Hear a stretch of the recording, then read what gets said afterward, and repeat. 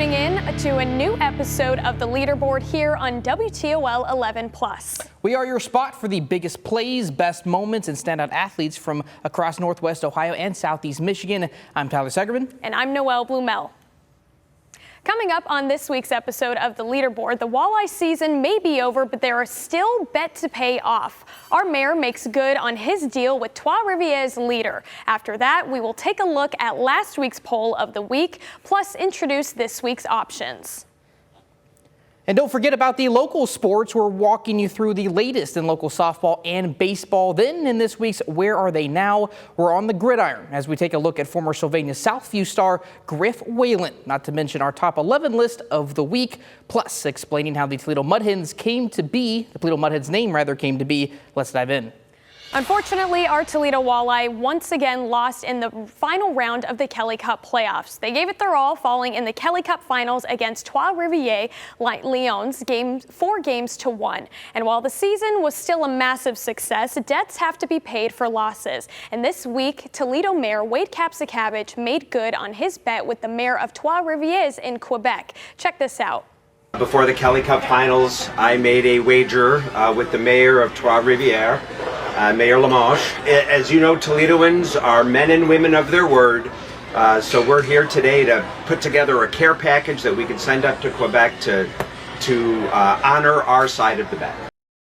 The mayor ending up sending a care package including Hungarian hot dogs, pickles, peppers, Tony Paco's swag, and more. This was the third time in 5 seasons the Walleye made it to the ECHL finals, and unfortunately we are still looking for a Kelly Cup title. Well, I'm sure upset the Walleye won. I'm not as upset I don't have to say Trois-Rivières anymore this season. Ain't that the truth? Now that brings us to our Leaderboard's poll of the week. Now last week we asked the question as NFL training camp comes closer. Which number did the viewer think would be higher, the amount of wins by the Detroit Lions or the amount of losses by the Cleveland Browns this season? The results are in, with the winner being the number of games won by the Lions, and it wasn't all that close. About 2/3 of you are siding with the boys in Honolulu Blue, while only 1 are siding with the Dog Pound. That'll bring us to this week's poll of the week, and we are taking things to the concession stand. We all know the game day experience isn't just about what happens on the field or ice. It's also about the smells, the sounds, and yes, the food. So here's your question for this week. What's the best concession stand food in sports? Is it the classic hot dog, the loaded nachos? Maybe your favorite is the buttery popcorn, and possibly the old-fashioned soft pretzel with cheese or mustard. We want to hear from you, so vote now and tell us what you think deserves the crown as the ultimate game day snack. To vote, simply scan the QR code on your screen right now or head to WTOL.com and head to the sports section. We will have your answer on next week's episode of the Leaderboard. So Noelle, I did vote for this week's poll. I voted for popcorn. How about you? Okay, for me, I went with hot dogs because honestly, there's no other environment that I personally would eat a hot dog other than a sporting event. So it's got to be hot dog. Yeah. Fair enough. Yeah, the nachos, sometimes you don't get much cheese. Pretzels are hard to like pull apart. Yeah. Sometimes they're too dry. Yeah, it's hit or miss. Yeah. All right. Well, I'm looking forward to seeing those results for sure. That will be next week. Of course, that brings us now to this week's athlete shout out of the week. Here is Riker. Now, his mom tells us he is 3 years old and get this, has half a heart. Literally, he's had 9 surgeries, including 4 open heart surgeries. But this year, he was cleared by cardiology to play T-ball. Take a look at this. There it is, run!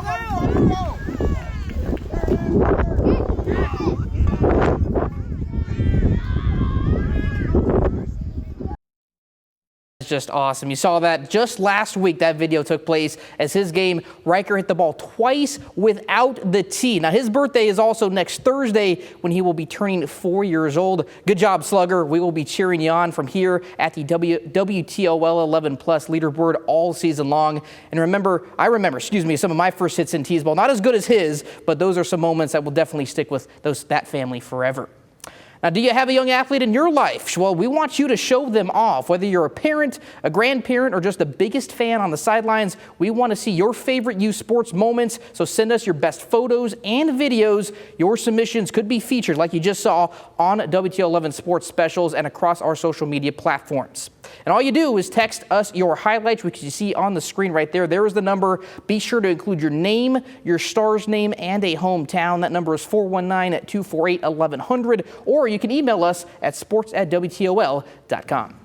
The 2025 state softball tournament was one to remember, and 4 of our teams punched a ticket to at least one of the final 4 teams in their divisions. Here's a recap of how Anthony Wayne, Springfield, Oak Harbor, and Gibsonburg fared.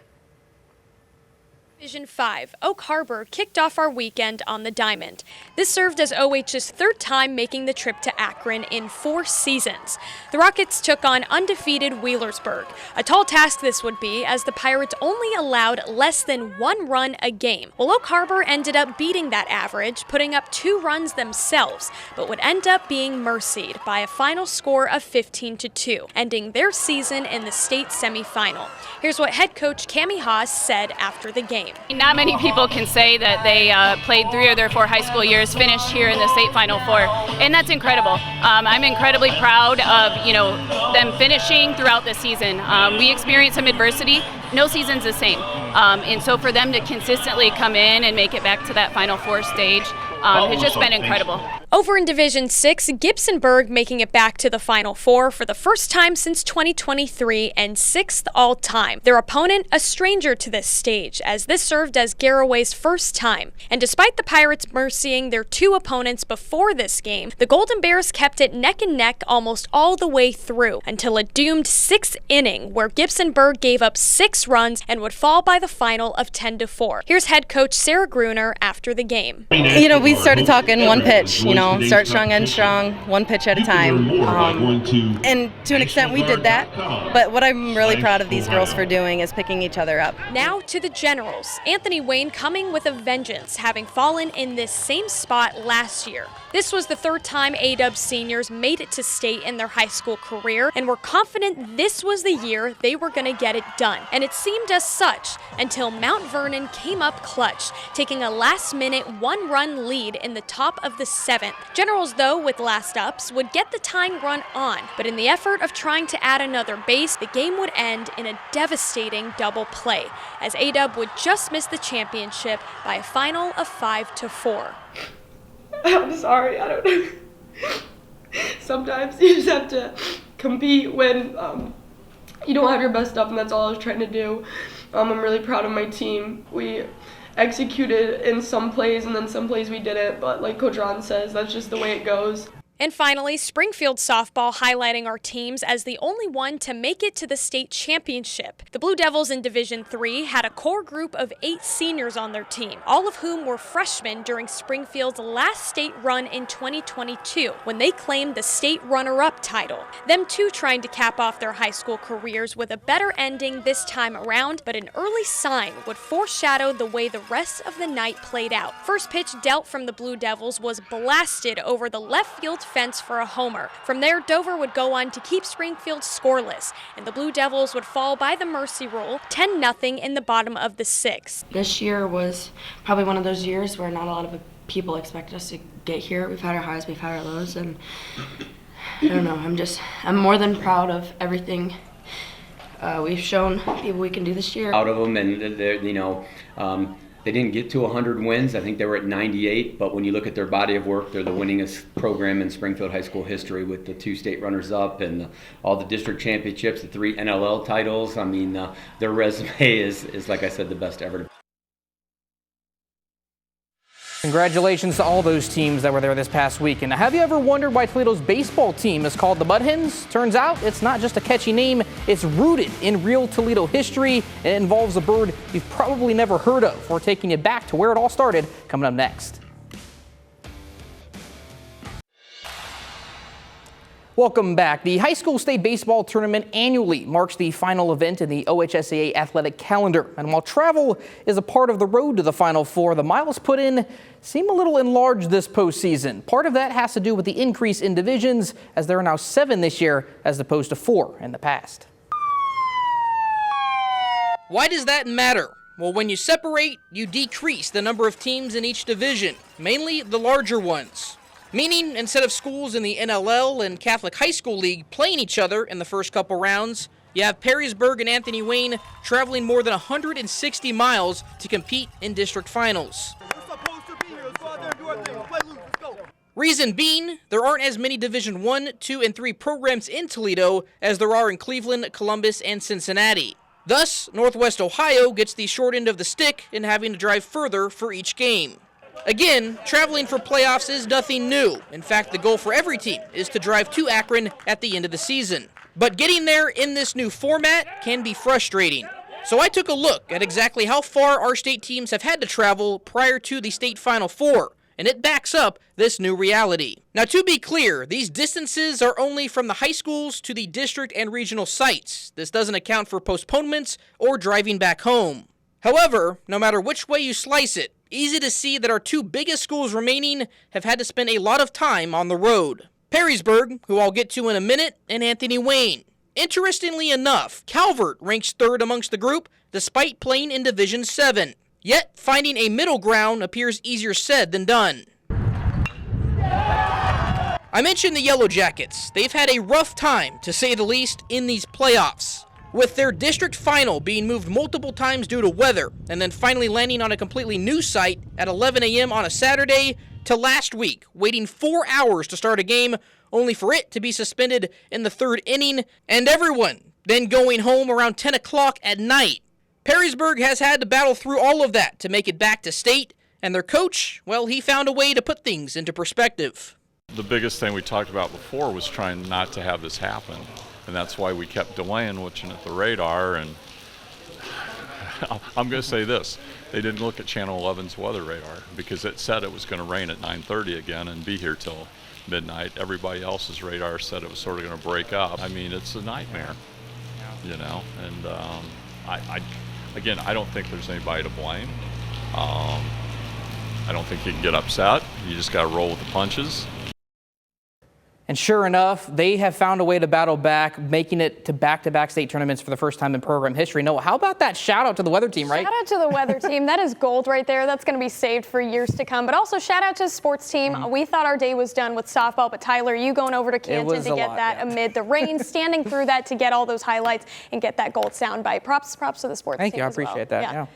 Well, moving now to professional baseball, have you ever been at Fifth Third Field, Ned Skeldon, or even on your couch and thought, why is Toledo baseball's team called the Mud Hens? Well, it's not just a quirky name. It comes straight from Toledo's baseball history.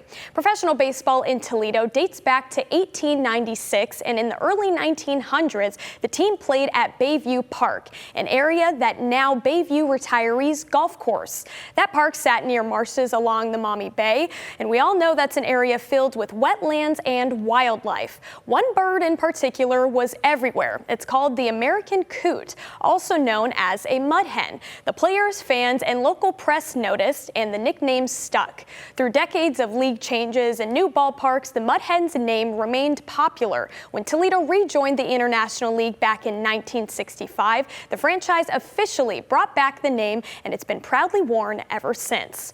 So next time you see Muddy or Madonna out at Fifth Third Field, remember, they're more than just fun. They're honoring a bird that once ruled the marshlands right here in Toledo. They helped define decades of Toledo baseball, from Hall of Famers to fan favorites. We're counting down the winningest managers in Mud Hens history, next on the Leaderboard. Welcome back. The state baseball championships are this weekend, and one of the teams competing is Tiffin Calvert. This week, head coach Matt Coleman sat down one-on-one with Chase Bachman. Here's a short look at that conversation. Hey, Matt Coleman is here. Matt, thank you so much for doing this, for coming up to Toledo to do this. Appreciate the time. You guys are in an awesome spot in this season right now in your program's history. State semifinals are coming up. Just what's the energy like in the dugout, in the team program, just the community? What's it like? Yeah, first off, thanks for having me up here. It's always great to come up north. And absolutely. Actually, this week we're excited to go east, and the excitement is there. The kids have worked really hard for this opportunity. It's been a long couple years from our last trip. When we played Highland out there in Akron in 2023. So there's been a lot of anxious, getting to this point. But we're excited from the opportunity to represent Northwest Ohio again and be ready to go. You guys have Newark Catholic coming up. I mean, that's a baseball powerhouse. I think they've won like 8 state championships in the last 40 years. How do you prepare for a team like that? What do you make of it? Yeah, we're going to control what we can control, focus on us. We know Newark Catholic has a storied program. Just lost a legendary coach themselves a couple years ago and have a new coach that's doing a great job. They were there in 2022, our first year that we went, and so I'm sure we're hungry to get back. This senior class, we're freshmen on that team, so we're going to focus on what we can control, prepare, get our arms ready, and prepare each guy for the moment or the role that they have. And that's been really a big thing, is just 1 through 22, and we have some extras too that behind the scenes are doing their role, whether it's helping me prepare to call pitches or getting us ready for IO. Everyone has a role, so I think that's a life lesson in and of itself. Catch Chasing the Game on WTOL 11 Plus, YouTube, and Spotify. All right, once again, the Senecas, one of 5 baseball teams that will be in Akron and Canton for the state tournament this weekend. And moving in baseball, when you think of the Toledo Mud Hens, it's easy to focus on the players. But over the years, it's the managers who have helped shape the team's legacy, both on the field and in the clubhouse. That's right, Noelle. Tonight, we are looking back at the winningest managers in franchise history. This is a lineup filled with championship rings, Hall of Famers, and local legends. So let's get going with the list. We start with Gene Roof, who rounds out the list at number 11. He had 144 wins across 2 stints with the Hens, including a run as interim manager in 2013. At number 10, Phil Nevin. The former big leaguer led the Hens from 2011 to 2013, finishing with 188 wins. Coming in at number 9 is George Selkirk, the former Yankees outfielder who managed Toledo in the early 1950s, tallying 234 victories during his time in the dugout.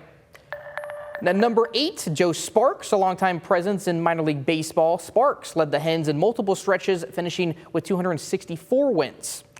Next up is Hall of Famer Roger Bresnahan. A Toledo native and one of the early stars of the game, Bresnahan managed the Mud Hens in the 1910s and 20s, picking up 288 wins. Number 6 on the league, Jack Teague, who managed Toledo in the late 60s and led the team to a Governor's Cup title in 1967, ending his run with 294 wins.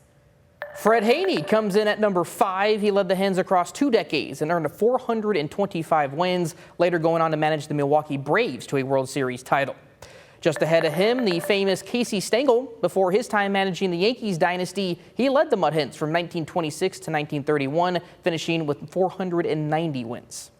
At number 3, it's Charles Strobel, who guided Toledo in the early 1900s and earned 497 victories in the Old American Association. Holding down the number 2 spot, Cal Irmer. His teams in the late 70s and early 80s were consistently competitive, and he walked away with 540 career wins in Toledo. And finally, at number 1, Larry Parrish, the winningest manager in Toledo Mud Hens history. Across 3 different stints between 1994 and 2015, Parrish picked up 700 wins and led the team to back-to-back championships in 2005 and 2006. His name is forever linked with one of the most successful eras in franchise history. Now there you have it, the top 11 winningest managers in Toledo Mud Hens history. From the early days at Swain Field to the energy at Fifth Third Field today, these managers have helped shape what it means to be a Mud Hen. A lot of winning there, Noelle. Yeah, definitely a lot of winning. That 500 career win was amazing. Well, whether it was 700 wins or a single championship banner, each one left a mark on the Glass City's baseball legacy. Coming up from Sylvania Southview to Stanford, to Sundays in the NFL. We're checking in on a local product who caught passes from Andrew Luck. Find out where he is now and what he's doing off the field. That's coming up next. He was humbled, but definitely had swagger at the same time. Now for this week's Where Are They Now? This time we are talking former Sylvania Southview quarterback and wide receiver Griff Whalen. After being the passer in high school, he became a pass catcher in college. He walked on at Stanford, eventually becoming a key target for quarterback Andrew Luck. Over 4 seasons as a Cardinal, Whalen caught 80 passes for more than 1,000 yards and 5 touchdowns. This week we sat down with his former high school coach, Jim Mazies, for more insight into Whalen's game. What he was really good at is processing information, and his reaction time was amazing. How fast he could decide where the ball was going to go and the kind of jump that he got on it. He probably only ran a 4.7 40 in high school, and he got much faster when he went to college. But it wasn't so much. He was physically a lot better. He just processed information much faster. For his time at Stanford, he went undrafted in 2012 before signing with the Indianapolis Colts and Luck again. His NFL journey included stints with the Miami Dolphins, San Diego Chargers, New England Patriots, Baltimore Ravens, and Oakland Raiders. Off the field, Whalen became a vegan in 2014, saying it helped him improve his performance and recovery as an NFL player. Today, Whalen lives in Austin, Texas, according to his social media. There he is working in real estate for the Narrow Road Group, according to his bio. There he has watched over more than 40 transactions totaling over $600 million in acquisitions. Wow. Well, that'll do it for Leaderboard here on WTOL 11+. Yeah, we will be here all season long for every sports season, bringing you the latest and greatest content from right here in Northwest Ohio and Southeast Michigan. I'm Tyler Segerman. I'm Noelle Blumel, and from our entire WTOL 11 team, we'll see you next game.